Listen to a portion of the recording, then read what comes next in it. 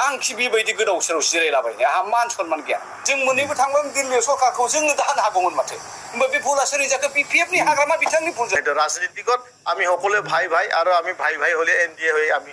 অহা দিনতো আমি এনেকৈ হৈ আছো এনডিএ অলপ আগতে কৈছোঁ আমি এনডিএ হৈ খেলাৰ আমাৰ বহুত ইচ্ছা আৰু অসমৰ মুখ্যমন্ত্ৰী ডাঙৰীয়াই কৈছে যে আমি আগন্তুক দিনতো আমি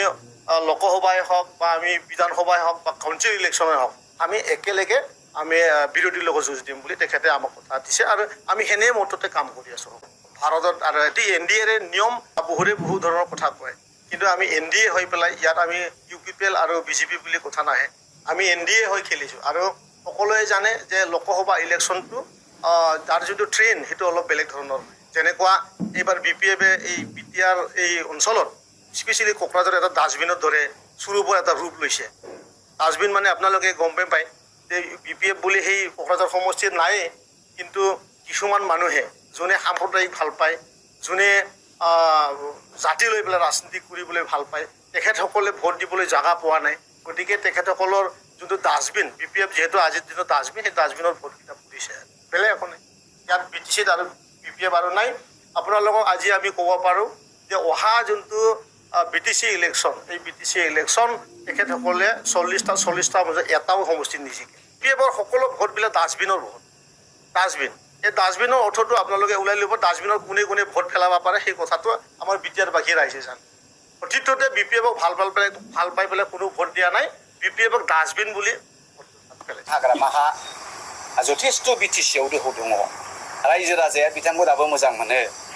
आरो बे हिसाबैनो दिनैहाय बर' रायजो राजानि भटखौ निस्सय बिथाङा गोबां जेननाय देरहानाया मोननैबो थाखाय सिगाङावनो होनबोबाय थाखादों खिन्थु जेनगोन होननानैथ' रावबो गेलेया देरहागोन होननानैसो गेलेयो आरो बेखायनो स्ट्रेटेजिया सब समाय देरहानायनि राव फाव गासिबो देरहानायनि खारन देरहानाय जेननाया थाखायो नालाय नोंगौ गोबाङा बुंदों जे कंग्रेसनि थाखायनो बिपिएफआ जेनदों बे जिनिसाथ' जाखायो सिगाङावनो होनबाय थाखादों बे जोंनि एबारनि खेलाया जे लकसभानि बिसायख'थिया 3 खनायारि जागोन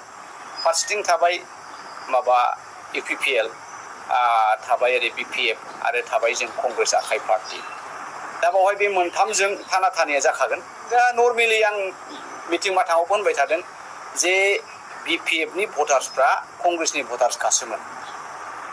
कंग्रेसआ गोबाव सम जिरायनायावहाय बा एलायन्सआवहाय बिपिएफआ बे कंग्रेसनि भटखौ लानो देरहाबाय थादों जों दिनै नामायबोबाय ओंखायनो बिपिएफआ गोब्राब जागोन बे खोथाखौथ' आं सिगाङावनो बुंखादोंमोन आरो खुला खोथाखौ आं दिनै बुंनि नोंथांमोननि गेजेरावहाय बिपिएफआ जेनामोन कंग्रेसआबो जेनामोन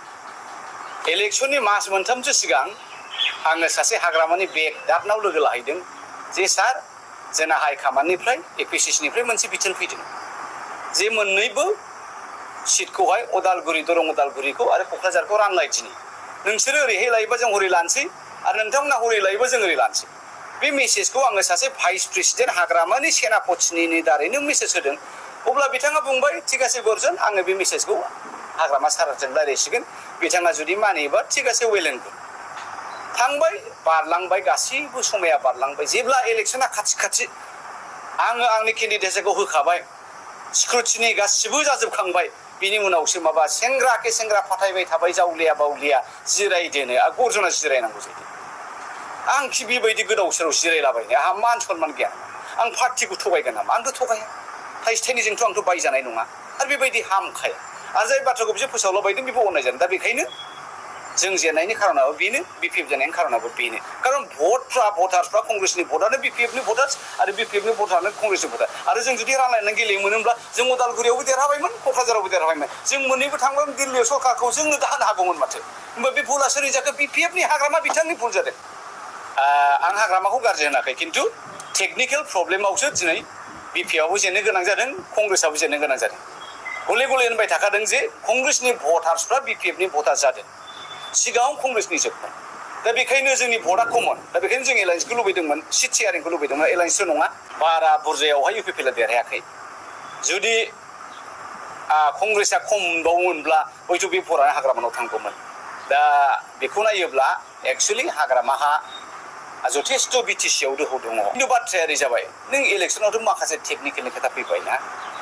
दा बे जिनिसखौ बियो हयथ' नांगौ बायदि मानसिफोरनिफ्राय एडभाइस मोनाखै बा सोरनिबा रं एडभाइस लानो बे आवगायबाय थादों दा बेखायनो जेरैबायदि जानांगौमोन बे जायाखै आं ओरैबो लादों फारसेथिं बिथांमोनाथ' नै दानि बिटिसि आवथ' एलायन्स गभर्नमेन्ट नङा होमबा टेक्निकलि एलायन्स रासि नहय जानो बिटिसि बनावा बा जों बिधान सभायावबो एलायन्स दङ दा बबेया नंमारगौ हाग्रामाया जेनुइन ना ओरैनो रायजो राजाखौसो थगायबाय थादों बेहायबो सन्देह थादों दा बेखायनो हाग्रामाया गावखौ क्लियार खालामग्रोनांगोन गावनि जे दानि बे बिटिसि गभर्नमेन्टआव जे बिथांमोना एलायन्स दङ दा बेखौ बोखारनानै लाग्रोनांगोन बे बिधान सभानिफ्राय बोखारनानै लाग्रोनांगोन बे अब्लासो रायजो राजाया फोथायगोन दा बेफोरबायदिखौ साननानै हयथ' एसे थलं थलं खालामनानै जेरैबायदि भट मोननांगौमोन हाग्रामाया मोनाखै दा बेबो आरो रायजो राजाया खिन्थु दिनैसिमबो बिपिएफजों दं अर्थात हाग्रामाजों दङ आरो मावग्रा पावार दङ दा बेखौसो बियो नांगौ बायदि क'र्डिनेट खालामनो रोङाखै